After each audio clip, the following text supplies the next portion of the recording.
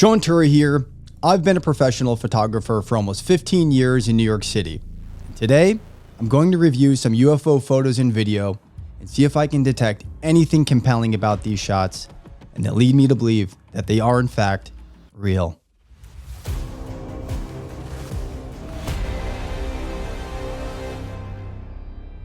Let's get right into it.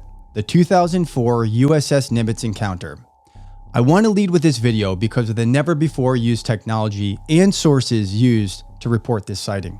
So the video was recorded on numerous military devices. However, what was released to us was a recording using FLIR, an acronym stand for Forward-Looking Infrared.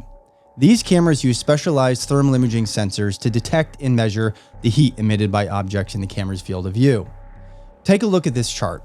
As you can see, infrared, which is electromagnetic radiation, EMR, is not visible to the human eye. This is key since we've never seen UFO footage captured on military-grade systems or infrared systems at all. It's always been poor image quality from civilian cameras or video.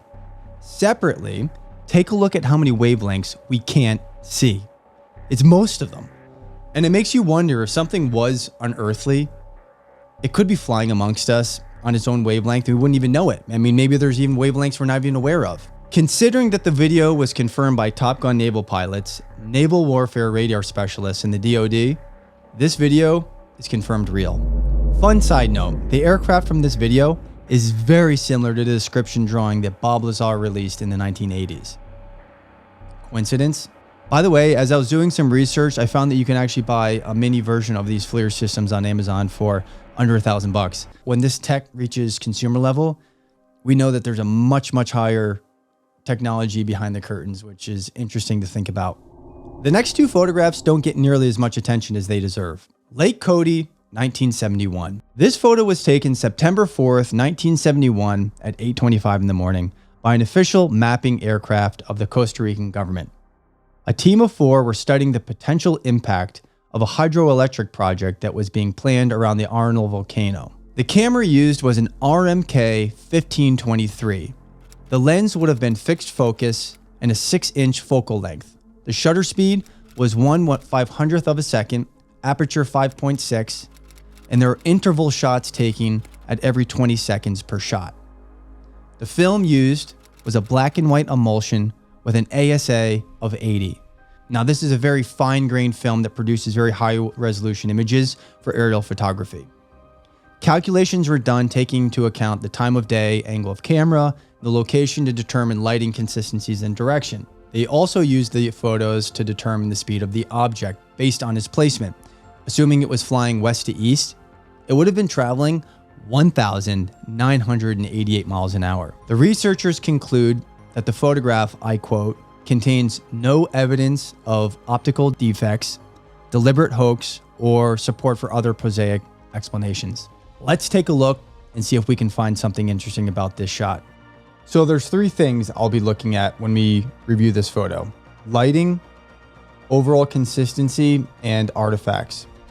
So let's zoom in on this image and see if there's anything that we can detect that would lead me to believe this has been edited in any sort of capacity. What I'm going to do here is just play around with the contrast, the darks, the lights, the shadows, and see if there's anything that I can exaggerate with lighting that would bring some detail that I don't see anywhere else. There's something going on here.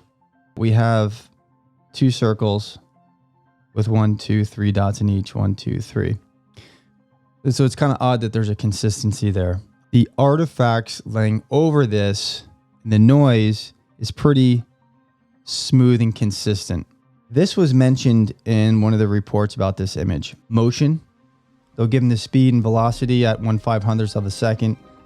It's potential you could catch movement, but then there's not movement on the rest of the shot. These edges are clean, clarity and texture. And again, just push these to their max limits. We're going to sharpen this up using a high pass filter. In terms of lighting, that report and study has been done. It is consistent based on what they've said. I don't think this is a digital artifact like dust or some sort of scan issue. as you can see, like this type of material. It's not that. I don't think it's any sort of lens flare or glass reflection. I believe whatever's in the shot here is in the actual shot. As a photographer, I confirm this image real. Now, whether it's a UFO, military craft, post in the comments and let me know what your thoughts are. This brings us to the Calvine photo. This photo has been missing for over 30 years and has only recently been released. The men who had taken this photo and still remain identified until 2072 for privacy concerns said they were working as chefs in a nearby hotel and decided to go for a walk one evening when they spotted a diamond-shaped flying object in the sky. The craft produced a low hum and it appeared to hover for about 10 minutes and then disappeared, shooting vertically into the sky at a really high speed.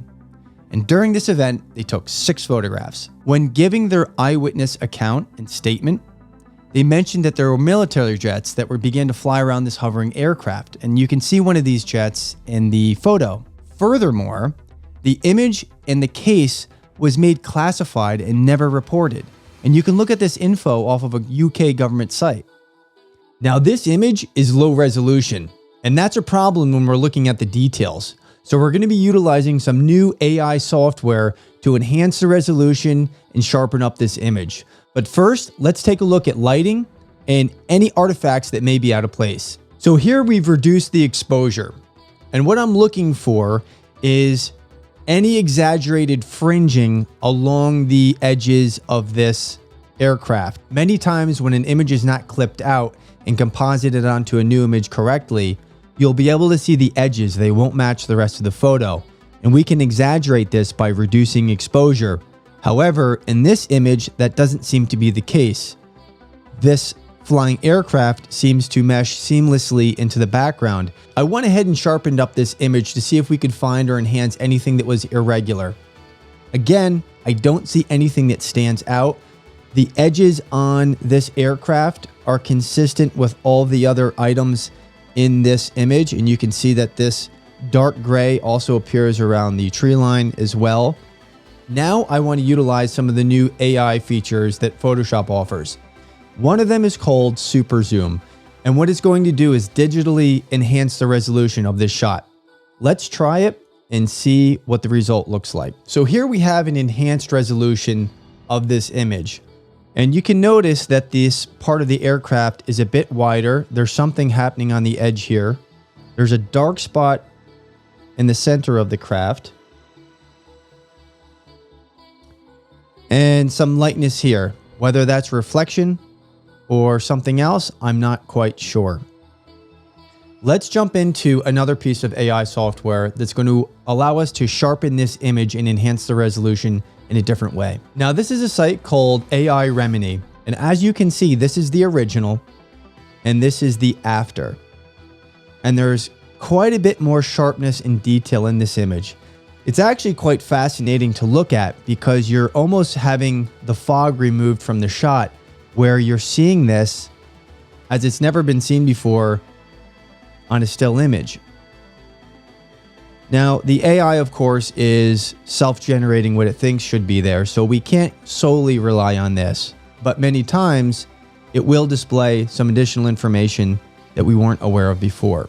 I don't believe this was manipulated in any sort of way in terms of compositing one image on top of another. The lighting on the aircraft seems to make sense and fit the lighting scenario of this overcast day. I don't see any hard shadows on this aircraft. I personally think this photo is real and that it's of military operational flying equipment.